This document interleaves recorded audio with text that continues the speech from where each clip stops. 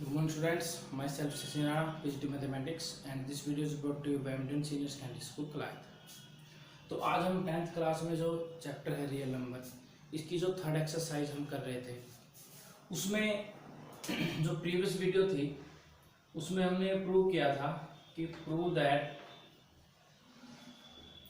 √5 is an irrational number, ये हमने prove किया था। ठीक है, ये जो एक्सरसाइज है 1.3 हम उसकी बात कर रहे हैं। 1.1 सिलेबस में ही नहीं है, 1.2 हमने पहले ही कवर कर ली थी, 1.4 भी सिलेबस में नहीं है।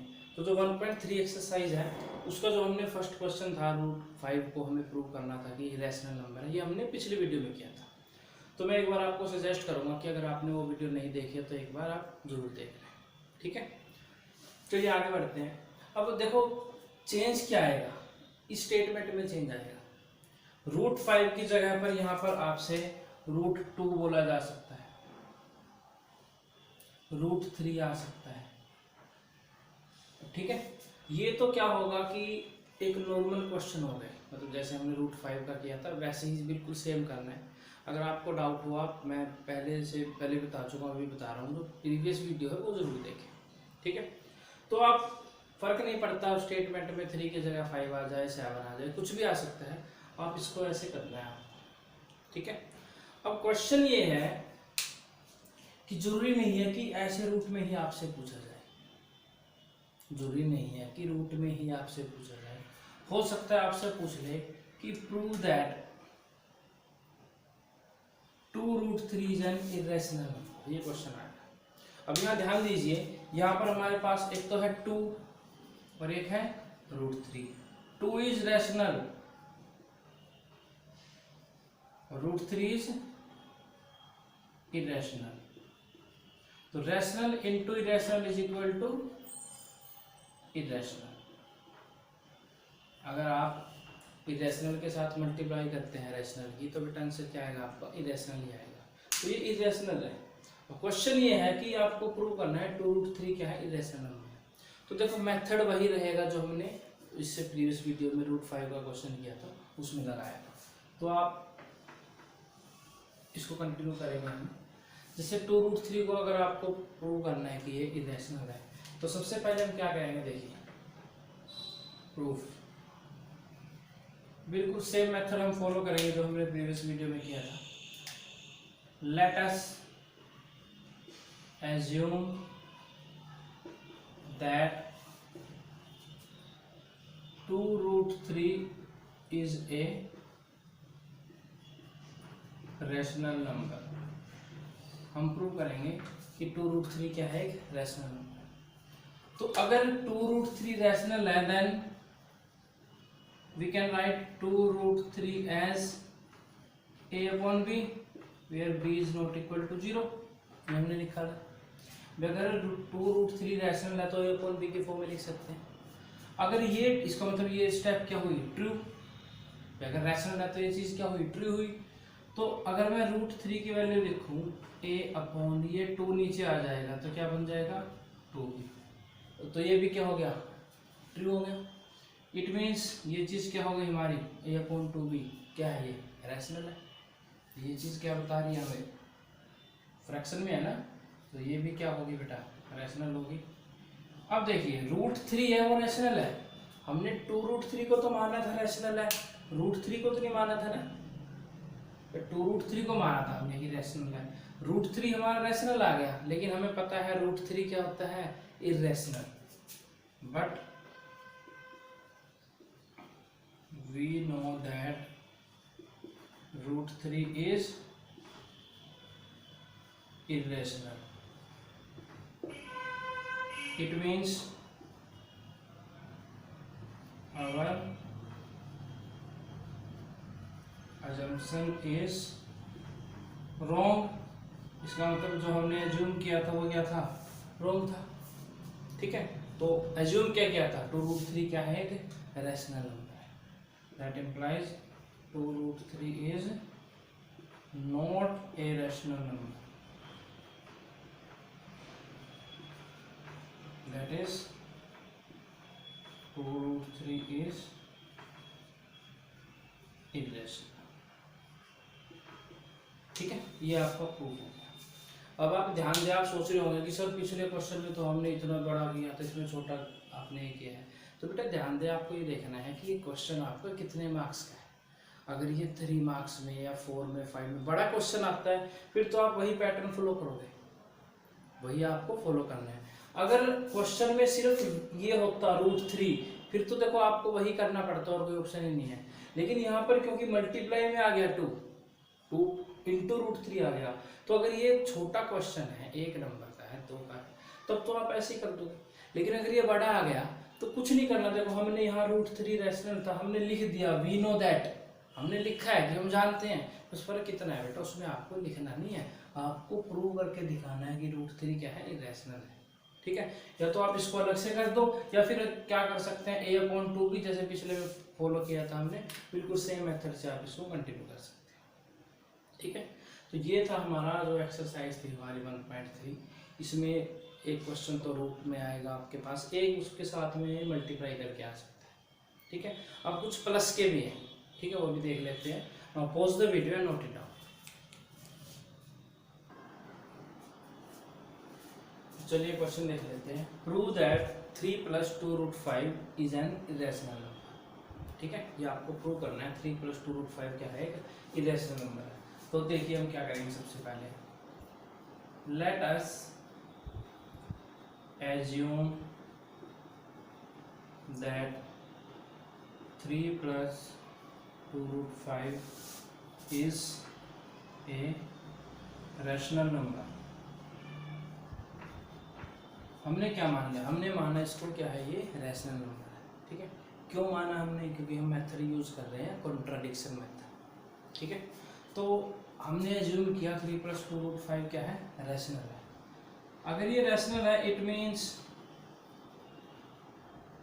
3 + 2√5 can be written as a/b where b not equal to 0। भाई अगर ये रैशनल है, इसको मैं a/b के फॉर्म में लिख सकता हूँ। ठीक है, अब देखिए ये 3 उधर चला गया, तो 2√5 किसके इक्वल हो गया, a/b, ये उधर चला गया -3। ठीक है बेटा, अब इसका एल्सियम लेंगे तो 2√5 इज इक्वल टू, एल्सियम क्या आ गया, b, तो ये बचा यहाँ पर a - 3। ठीक है, अब इस 2 को नीचे लेके जाएंगे, तो √5 is equal to a - 3b upon, ये 2 इधर चला गया नीचे, तो क्या बन गया 2b। अब √5 आ गया a - 3b upon 2b which is rational. ये रैशनल आ गया, इसका मतलब क्या है, रैशनल है, इसका मतलब a - 3b upon 2b p/q की a/b की फॉर्म में है, तो √5 क्या हो गया, रैशनल हो गया। अब हमने तो 3 + 2√5 को रैशनल माना था, √5 तो हमें पता है पहले ही क्या होता है, इरेशनल होता है। तो √5 आ गया हमारा 3b/2b which is rational. It means देखो √5 क्या है, a - 3b/2b which is rational, जिसका मतलब √5 क्या हो गया, रैशनल हो गया। But we know that √5 is irrational number, लेकिन हमें पता है √5 क्या है, इरेशनल। ठीक है, it means our assumption is wrong। इसका मतलब जो हमने एज्यूम किया था वो क्या है, रॉन्ग है। हमने एज्यूम किया था 3 + 2√5 को rational number, that implies 3 + 2√5 is not rational. It means 3 + 2√5 is irrational। ठीक है, और ये हमें प्रूव करना था कि ये क्या है, इरेशनल नंबर है। ठीक है, तो ये आपको ऐसे करना है बेटा क्वेश्चन। ठीक है, मैं आप फिर से बता देता हूँ, देख लीजिए अगर ये बड़ा क्वेश्चन आता है ठीक है। वैसे तो चांसेस कम है, अगर ये आपको बड़े नंबर में आना है तो वो अकेला √5 ही देगा, ये ज़्यादा 2 मल्टीप्लाई में दे सकता है। 3 प्लस में या माइनस में वो फिर ज़्यादा बड़ा क्वेश्चन आएगा, क्योंकि उसमें आपको जो ये टर्म बनेगी √5 ये ऑलरेडी पहले ही बता देनी है कि क्या है, इरेशनल है। लेकिन फिर भी हम मान के चलते हैं अगर बाई चांस ये बड़ा क्वेश्चन आ जाता है तो आपको कुछ नहीं करना, यहाँ तक करने के बाद √5 को आप अलग से सोल्व करके दिखा दें कि वो इरेशनल है, क्योंकि उस टाइम पे जो हम ये लिखेंगे ना वी नो दैट, ठीक है, अगर ज़्यादा नंबर का आता है तो सिर्फ वी नो दैट लिखने से बात नहीं बनेगी, आपको प्रूव भी करके दिखाना। तो 2 मेथड आपके, या तो आप जो हमने पहले मेथड किया था √5 वाला उस ट्रेडिशनल मेथड से इसको फॉलो करें, अदरवाइज आप सिर्फ √5 को अलग से ले लें, ठीक है, और उसको सोल्व कर सकते, ठीक है। Now pause the video and note it down.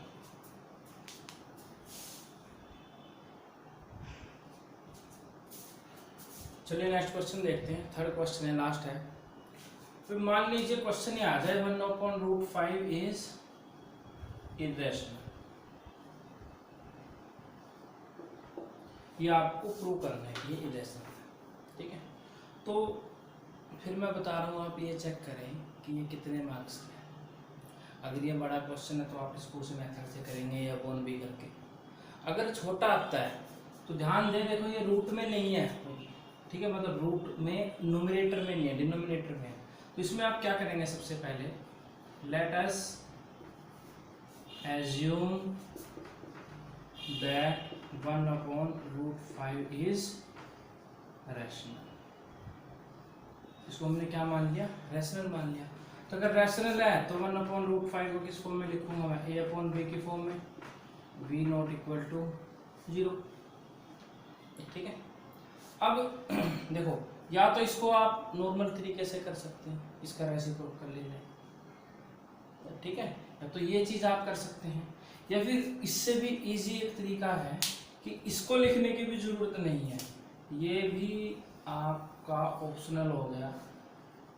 आप ऐसे स्टार्ट करना चाहते हैं तो कर सकते हैं, अदरवाइज इसकी भी जरूरत नहीं है। डायरेक्ट पहले ही क्या करें, 1/√5 है, इसको बेटा रैशनलाइज कर लें। आप क्या कर लें, रैशनलाइज।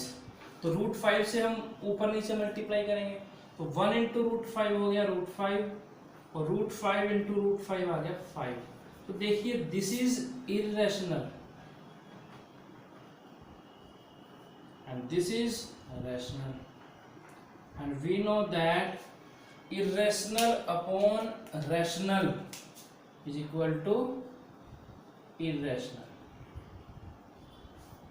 irrational upon rational क्या होता है, irrational होता है। इसका मतलब जो 1/√5 है वो क्या हो गया, irrational नंबर आ गया, ठीक। तो इस एक्सरसाइज में सिर्फ यही टाइप्स होंगे, या तो वो रूट में कोई नंबर देगा, या कुछ मल्टीप्लाई में कर सकता है, या उसको रेसिप्रोकल कर सकता है, या कुछ प्लस या माइनस हो सकता है, ठीक है। तो ऐसे क्वेश्चन आपको करने हैं। तो इसी के साथ बेटा 1.3 एक्सरसाइज आपकी ख़त्म हो गई, और 1.3 ख़त्म होने के साथ साथ ये चैप्टर भी ख़त्म हो गया, ठीक है। तो अगर आपको कोई क्वेरी है तो आप जो कमेंट सेक्शन है उसमें जाके बता सकते हैं। अगर किसी क्वेश्चन में प्रॉब्लम है तो हम उसकी वीडियो दोबारा से बना देंगे, otherwise in the next lecture I am going to start chapter number 2, ठीक है। तो मिलते हैं नेक्स्ट वीडियो में, थैंक यू वेरी मच।